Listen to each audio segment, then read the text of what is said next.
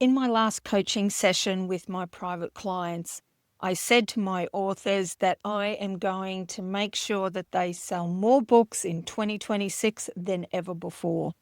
It's a bold promise, and it does mean that we are going to be forging a path away from the herd. But I'm sick and tired of seeing good stories not being seen and good authors giving up on their dreams because they've been taught the wrong thing. I'm Narelle Todd, and I have coached self-published fiction authors to more than 4 million ebook sales and the New York Times, USA Today, and Amazon bestsellers lists. I see the shifts before they land so you can move early and grow your author empire with clarity and confidence.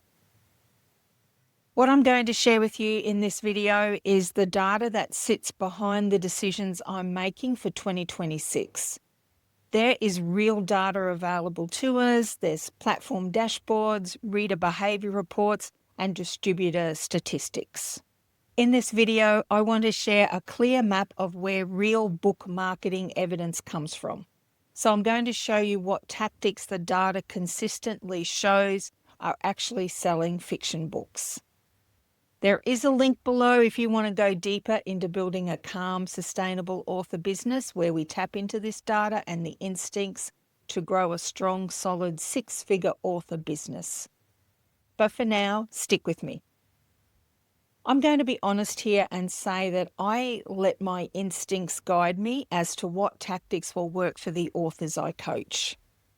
But I also want to say that sitting behind those instincts is a whole bunch of data. In planning for 2026, I have reviewed actual transactions, reader behavior, and platform-level data to determine what I think the fiction book market is going to look like in 2026. And from that, I have formed an educated opinion as to how to guide my authors.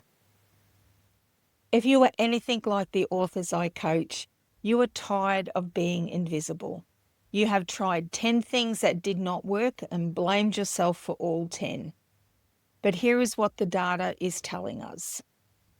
Let's have a look at Amazon first. So Amazon does not share anything publicly, but we can infer behavior from things like category movement, price elasticity, KU versus wide trends, advertising attribution, and conversion behavior. Amazon sales data consistently shows that covers matter more than blurbs. Did you know that? Pricing signals value, and ads amplify demand, but they do not create it. If we have a look at Kobo, the Kobo Writing Life dashboard and its reports, Kobo is actually pretty transparent. And they publish things like their regional reading behavior, series read-through data, pricing experiments, and promotion performance. This is reader behavior data, so it's not opinion, it's actual real data. Draft to Digital, they do internal reporting, and Draft to Digital have access to things like thousands of wide authors, multi-store performance, and long-term trend data. They regularly confirm that series consistency actually beats launches. It's an interesting one. Email-driven traffic converts better than social. Another interesting one. And authors with stable release schedules earn more over time.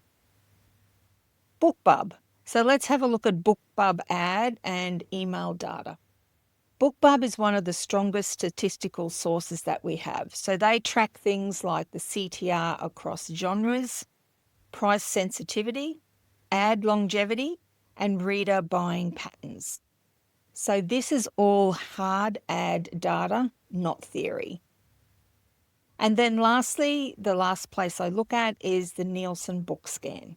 So this is used by publishers and retailers, and it tracks things like print sales, long tail purchasing, genre growth and decline. And what it actually has confirmed in this year is discovery happens before purchase. Repeat authors outperform single book authors, and backlist drives the majority of revenue. So what the data actually shows is a pattern that is selling fiction books. The patterns show up across platforms, across years, and across markets. This is actually the sorts of things that I teach inside your signature Get My Book Out There marketing system. It's not tactics that expire, but it's understanding tactics that compound your success as a fiction author. So if you want marketing to feel calmer and more predictable, that's where we go deep. If you're interested, there's a link in the description. So let's have a look at what the patterns are that are showing us for 2026. Series read-through is the number one revenue driver. So this is confirmed by Amazon Behavior, Kobo Data, BookBub, and Draft2Digital. Readers do not buy books as such. They're actually buying continuity.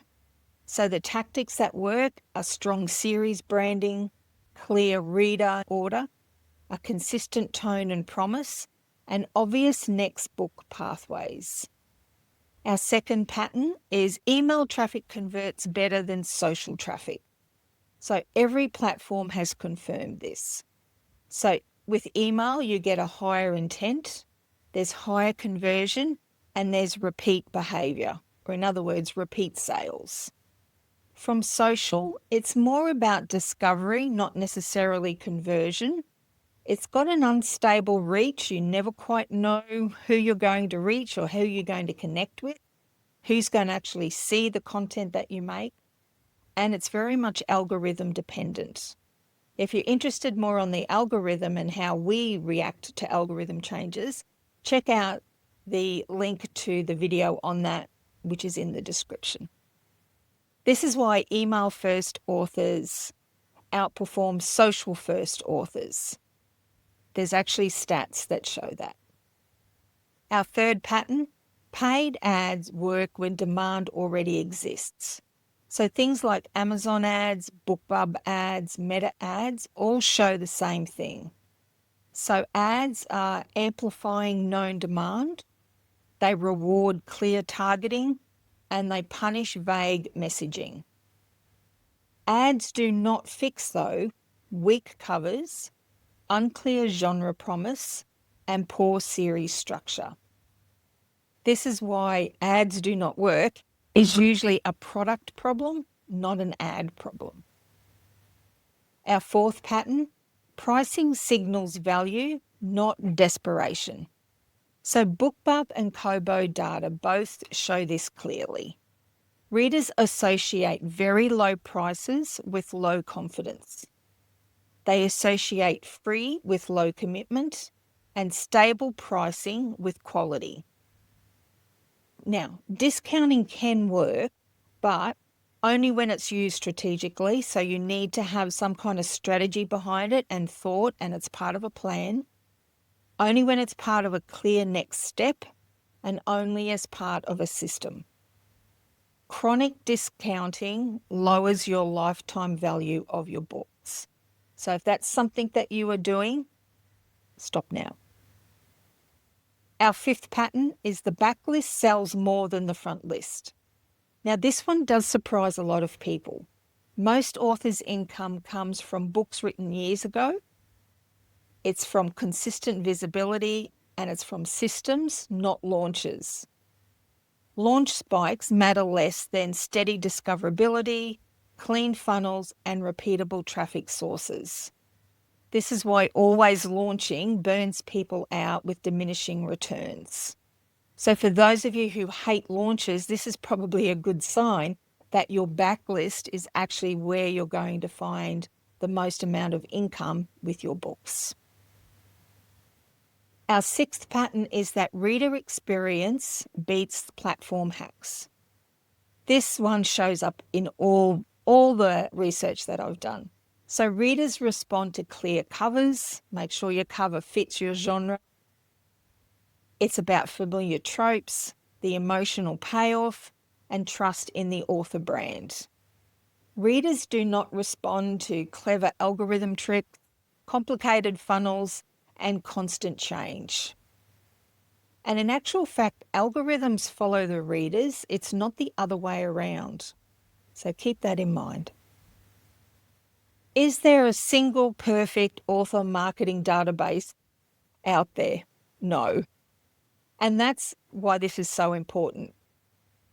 What we need to understand is that fiction is not just one market. There's thousands of micro markets within the one broader market. But when multiple independent platforms across different business models and across different countries all point to the same patterns, that gives us our evidence. And the patterns are fairly stable. You need to use the patterns that are true for your business model, though. Are you in KU? Then you need to focus on the KU patterns that work for your genre. Are you wide? Then you need to focus on the wide patterns that work for your genre. So look, here's the big takeaway from all of this. The authors who sell books long-term are not the loudest. They are the most consistent, reader-focused, and system-driven. They understand sales psychology. They choose a few channels to be involved with their marketing. They respect reader behavior. They understand how readers behave. And they build assets, not reactions. So this is not just opinion. It is my opinion, but it's not just my opinion. It's also what the data is showing us. So if this aligns with your thinking and you're ready to make some serious money in 2026, join me inside my signature program and grow a writing business that you love. The link is in the description below.